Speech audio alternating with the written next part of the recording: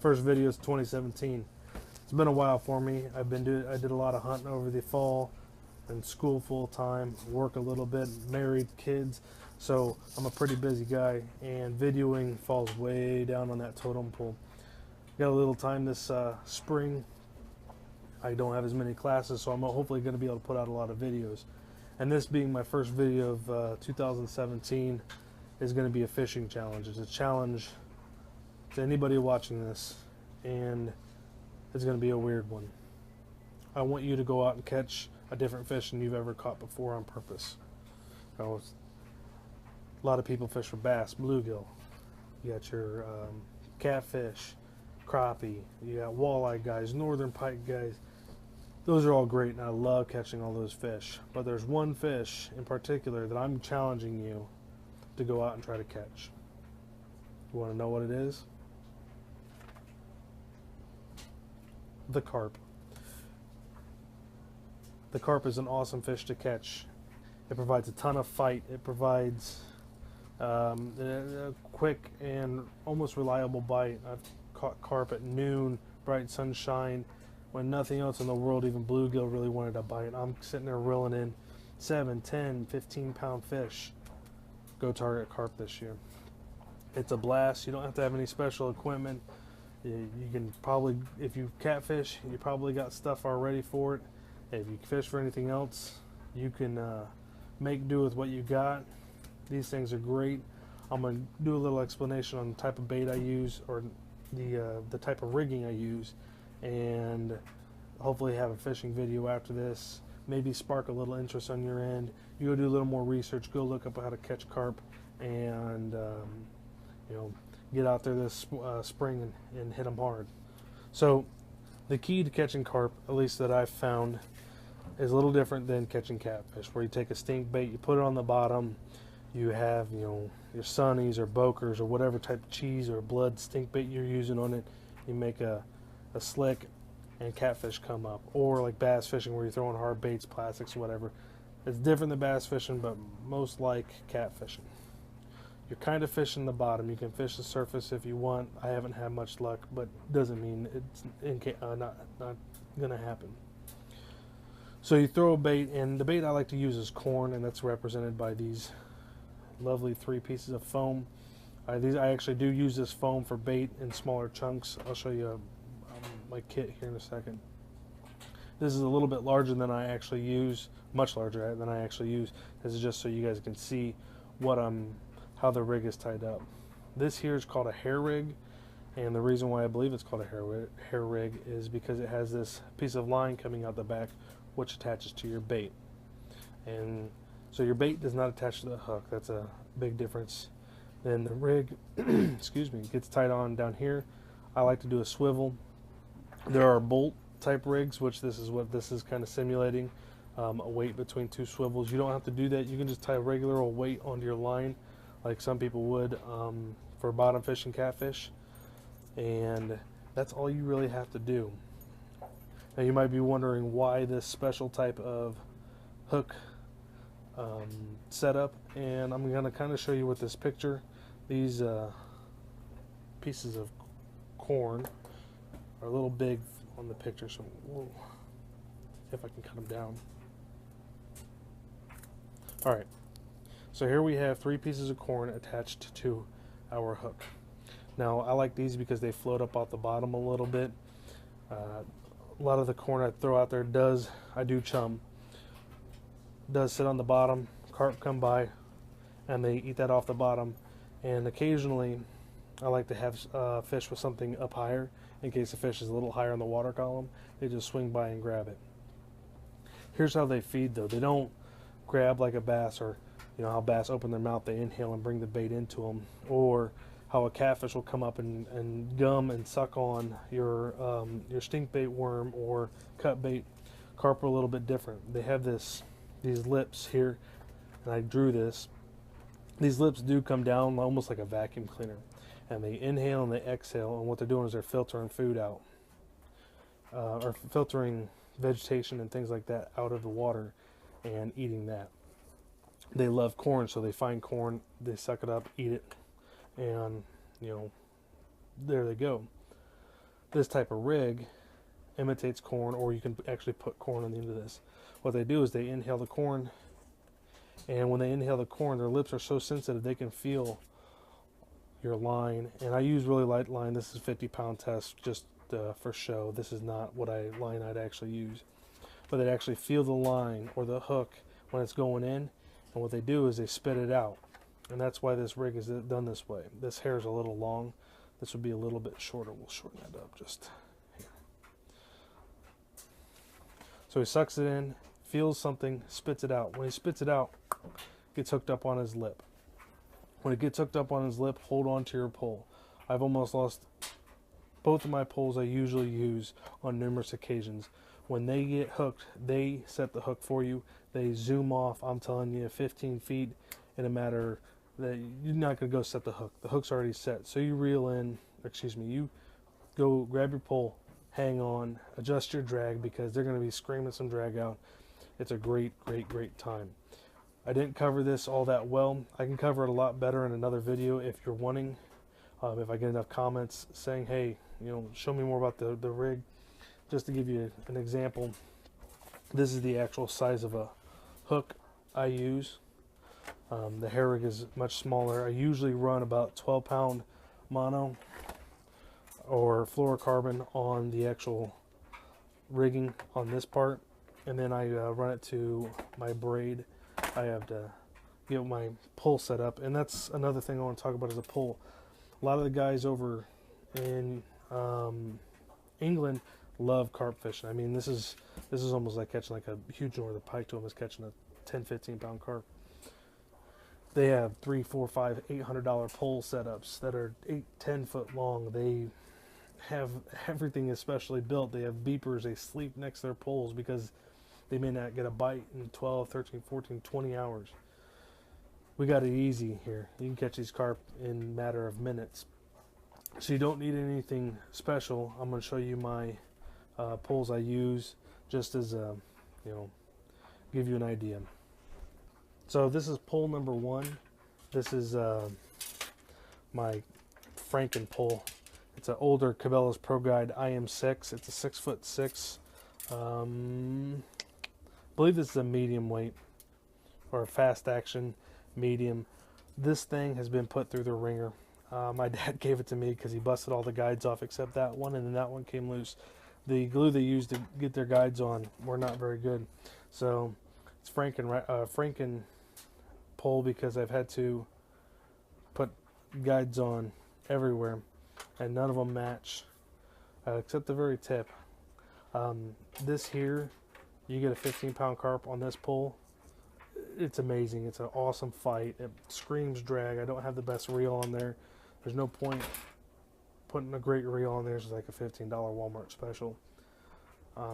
Just so you know, all of my poles I use for carp fishing are pull double duty for catfishing, and that's why I don't use any good stuff. I don't try to go out target huge 100-pound flatheads or anything like that, or 50-pound flatheads, or even 20-pound flatheads.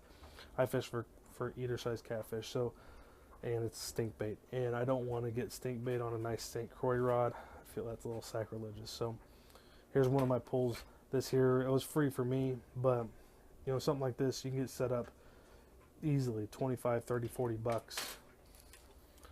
Okay, here's my second pull. This is I just got this. I went to a pawn shop here. This was $15 for the reel and the pole. It had 2 busted guides, which I'm going to fix those guides. But this here's a Cabela's Turning Trail IM7.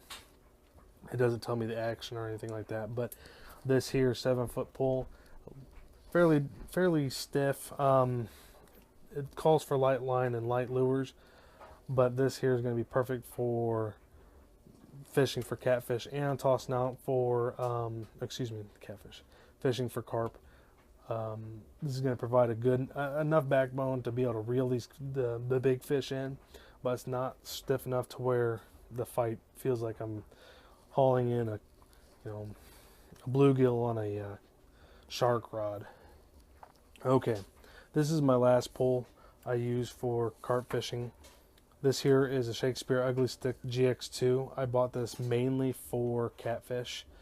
It's this thing, it peels in the 7-pounders pretty easy, but it's underspin. Underspin is almost a necessity when you're fishing the way I fish for them, because they'll rip a pole right off, right off of a Y stick. You got to kind of have it strapped down. I'll show you my system on that, but this here is a kind of a backup this year. I'm not going to use it as much. It's a little too much just to bring in, a 7-pound fish, but catfishing, this here pulls them in on the river really nice, but that also does a really good job on the carp. So, okay, last part about the video, I'm going to show you how I rig my poles up on the ground. Now, if you just have a normal Y stick, as represented by this piece of PVC laying in, this is a golf club.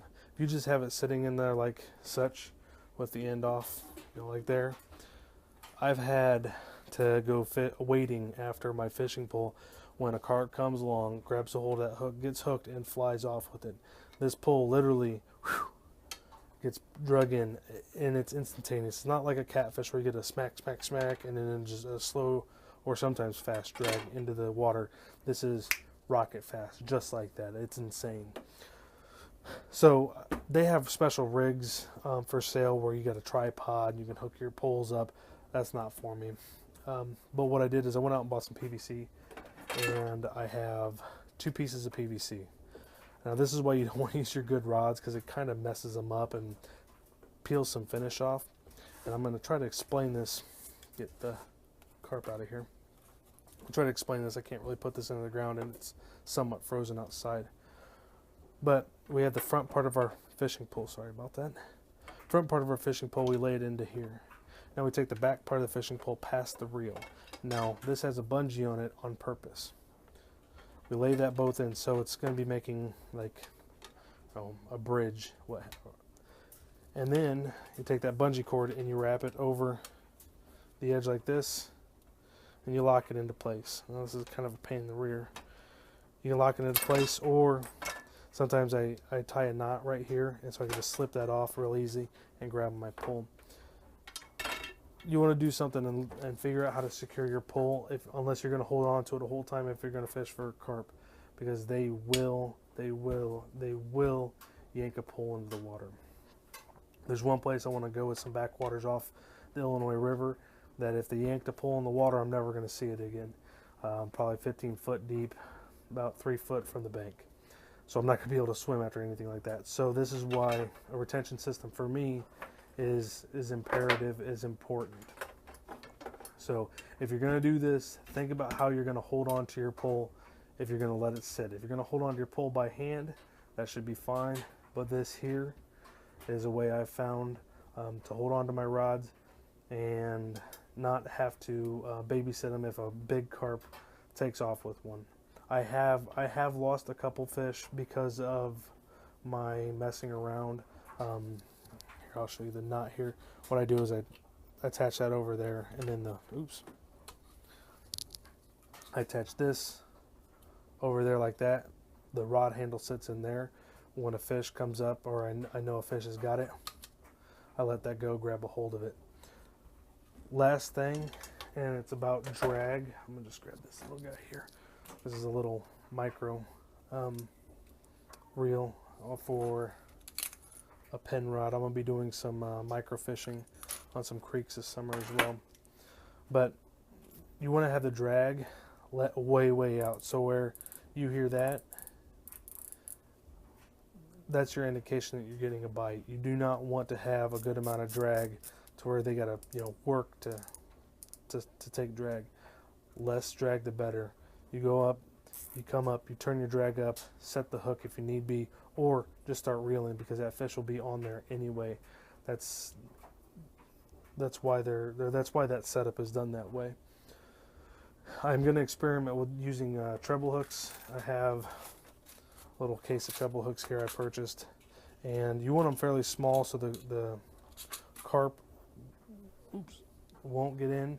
I'm not sure if that's going to be strong enough to haul in a fairly good sized carp. We'll see. I got a whole bunch of sizes here. So that's my video. Go out, fish for carp, do, do something different. Oh, almost forgot. Speaking of do something different, if you're going to do any night fishing, get one of these. It's a little black light flashlight that is not white, that is actually a black light. And get you a black light flashlight. On some monofilament, it makes the monofilament glow crazily in the dark. And then also, something I've been experimenting with along painting fishing lures, but this here is a 10-foot crankbait I decided to paint up. On the bottom here, he has a bunch of glow-in-the-dark powder glued to him and then epoxied on, and it glows in the dark. So I'm gonna show you that. So here's what it looks like, normally. So just to show you that this is a black light, this is a green pipe cleaner, and it's glowing. So here we have that glow-in-the-dark powder, and you charge this up. I plan on using this at night. During the daylight, the sunshine charges it up a lot better than this. But I'm going to turn this off real quick, and we're going to see. That's glowing in the dark. Now, it's a little bit more subdued than what the camera's showing. It's a little darker, but I'm hoping to do some night bass fishing and maybe be able to pull in some nice bass with a glow-in-the-dark lure. YouTube, there you have it.